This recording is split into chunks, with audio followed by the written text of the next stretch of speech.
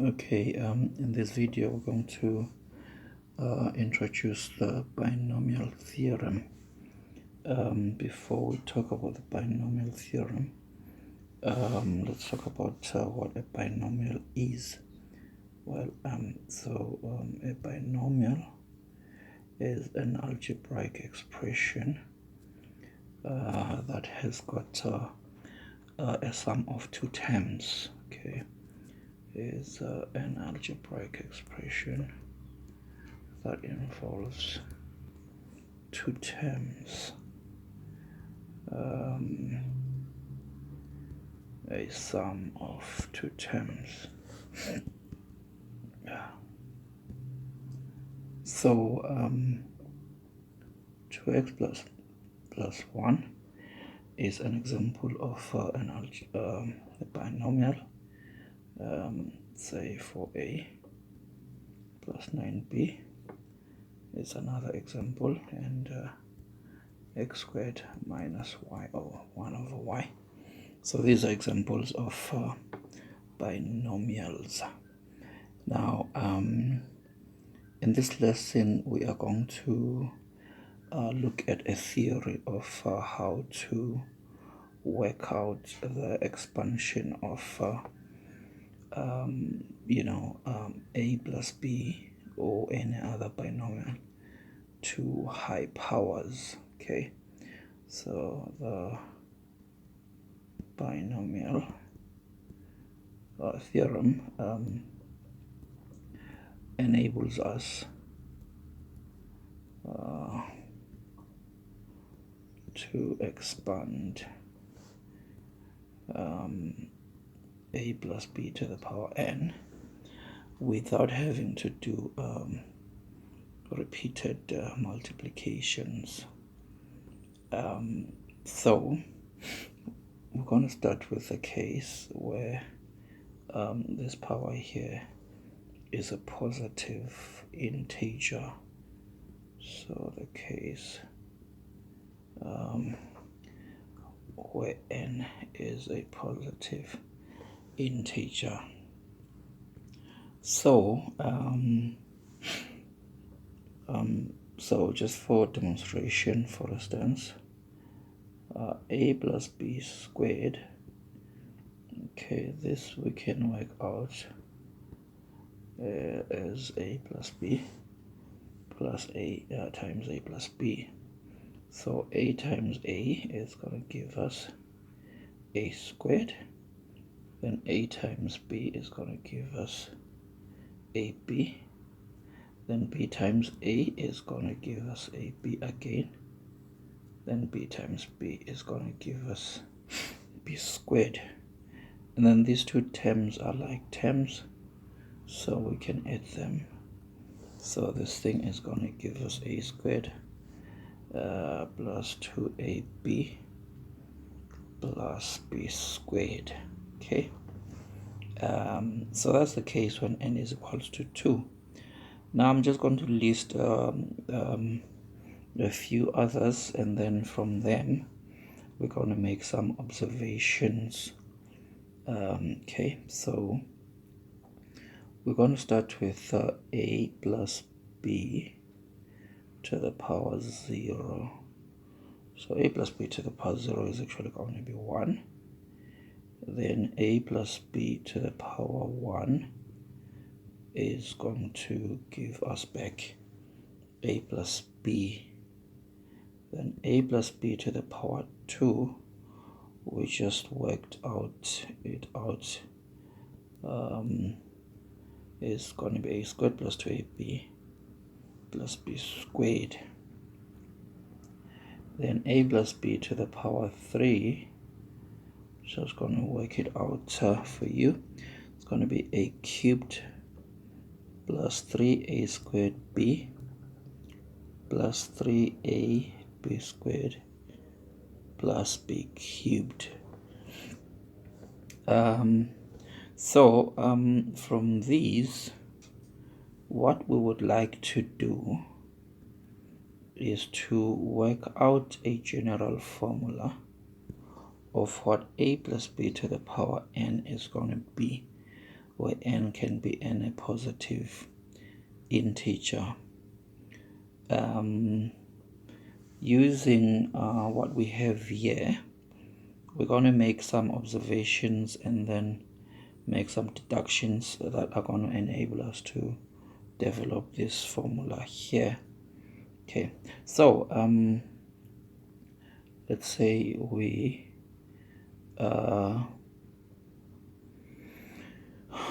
can deduce. We're going to make some deductions. We deduce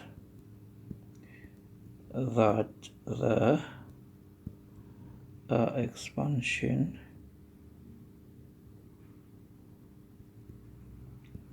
of a plus b to the power n will have, okay, so the first thing that we're going to deduce has got something to do with the number of terms. So a plus b to the power 0 has got 1 term. A plus b to the power 1 has got 2 terms. A plus b to the power 2 has got 3 terms. A plus b to the power 3 has got 4 terms. So we notice that the number of terms is always 1 bigger than the power we have there. So that means for a plus b to the power n, we are going to have n plus 1 terms. So this will have n plus 1 terms. And then the next thing, we're going to look at the first term and the last term in each case. Okay, so for a plus b to the power 3, first term is a to the power 3, last term is b to the power 3. A plus b to the power 2, first term is a squared, last term is a squared. A plus b to the power 1, first term is a to the power 1, last term is b to the power 1. So this is telling us that for a plus b to the power n, the first term is going to be a to the power n, is the first term, and the last term is going to be b to the power n, is the last term. Okay, so we know there are going to be n plus 1 terms.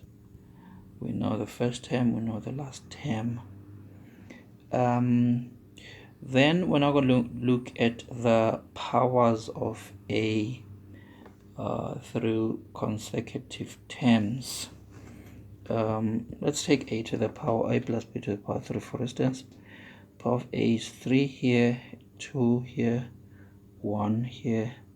Here we've got a to the power 0. Got a to the power 2 here, a to the power 1, a to the power 0, a to the power 1, a to the power 0. So we note that the powers of a, starting from n in the first term, they decrease by 1 through consecutive terms. So powers of a decrease by 1 through consecutive terms or successive terms. Okay. Now next, let's look at the powers of b. Okay, so take this one for instance. In the first term, power of b is 0, then power of b is 1 here, power of b is 2 here, then power of b is 3, so 0, 1, 2, 3. Power of b is 0 here, 1, and then 2. So we see that the powers of b sort of do the opposite of what the powers of a are doing. So they increase by 1. Powers of b increase by 1 through consecutive terms. All right. Okay, then next we're going to look at the sum of the powers of a and b in each term. So let's take this term for instance. Powers of a plus b is going to give us 3. Here it's going to give us 3. There is 3 as well because it's 0 plus 3. And there is 3. Then if we look at these ones, it's 2 here. Here it's 1 plus 1, which is 2. Then 0 plus 2, which is 2. So that is suggesting that for this one, power of a plus power of b is going to be equal to n in each term. So power of a and power of b is going to be n in each and every term. Now next we're going to look at the powers of b in relation to the position of the term. So if I take term number 2 for instance here, power of b is 1 in term number 2. Term number 2 here, power of b is 1. Term number 2 here, power of b is 1. Term number 3 here, power of b is 2. Term number 3, power of b is 2. Term number 4, power of b is 3. So you can see that the power of b is always 1 less than the position of the term. So term number 3 power is 2. So that means term number 6, for instance, power is going to be 5. Term number 17 power is going to be 16. So we can say power of b is equal to position minus 1. This is going to be a very important property here, because it actually suggests that the power of b is independent of whatever power we have this side. So power of b is just dependent on the position of the term. If we know the position of the term, then we know the power of b irrespective of whether this is 3 or 5 or 16. Okay, so this up to now sorts out almost everything to do with the powers of a and b in our binomial expansion. The next thing that is still remaining are these numbers here, which we call the coefficients. So here is 1, here is 1, 1, 2 and 1 here, 1 and 1 there. Let's start with just the second term here. So the coefficient of the second term here is 3, which is the same as this number. And the coefficient of the second term here is 2, same as this number. The coefficient of the second term is 1, which is the same as that. So we can say that the coefficient of the second term for a plus b to the power n is going to be n as well. Okay, so we can find coefficient of the second term, so term number 2 is n, and then we will talk about the rest of the coefficients in a moment. Okay, so let's say actually the rest of the coefficients are given by So we can either use what is called Pascal's triangle. Pascal's triangle. This one though is limited, but we'll just mention it for instructional purposes. And then the next one is the one that's going to be more practical. So Pascal's triangle, the way we create it is we start with a 1, and then the successive lines always start with a 1 and end with a 1 as well. So for instance, so that's the first line. Then the second line starts with a 1 and ends with a 1. You can see that the columns are staggered now. Then the next one will start with a 1, we end with a 1. Then the entry in this position here is going to be the sum of these two entries above it. So in this case it's going to be 2, which is 1 plus 1. Then the next line will start with a 1, end with a 1. Then the entry here will be 1 plus 2, so it's going to be 3. Then the entry here is going to be 2 plus 1, which is going to be 3 again. Start with a 1, end with a 1. Then the entry here is 3 plus 1, which is 4. Here we've got 3 plus 3, which is going to be 6. Then 3 plus 1 is going to be 4 again. We have got space for up to that line. The entry here is going to be 1 plus 4, which is 5. 4 plus 6 is going to be 10. 6 plus 4, 10, and 4 plus 1 is going to be 5 again. So this is part of the limitation of Pascal's triangle, is that it requires a lot of space. But if you look at the numbers we have here, they are basically the same as Pascal's triangle, because if you look at the first line, we've got 1 there. The next line we've got 1 and 1. Then we've got 1, 2, 1. Then we've got 1, 3, 3, 1. So those are the first 4 lines, because we're starting from power 0 here, power 1, power 2, then power 3.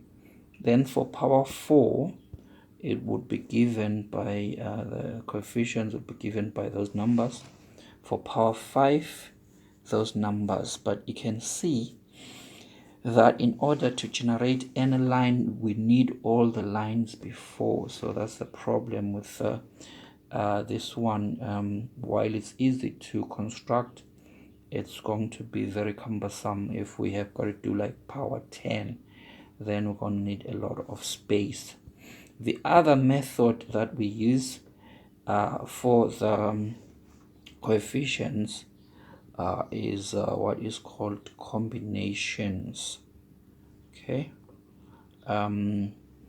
So for each term, the coefficient is going to be given by the combinations of n taking r at a time, but r is going to be given by the power of b. Okay, so this is going to be the power of b. Now combinations can be written like this, or like that notationally, or like a column vector. So let's just look at an example of how this works. Just one example. Find the 10th term of a plus b to the power 14. Okay. So in this case, n is 14. So term number 10, we already said that for every, if we know the position of a term, then we know the power of b. So for term number 10, the power of b is going to be 9. So we can write b to the power 9 straight away. Then we can find the power of a, because we know that this power plus this power must add up to 14. So that tells us that the power of a is going to be 5. Then the coefficient is going to be combinations of 14 taking 9 at a time. And then, of course, this we can punch in the calculator. Alright, so we're going to end there. And then in the next video, we're going to look at some examples of how to use these to expand binomial expressions.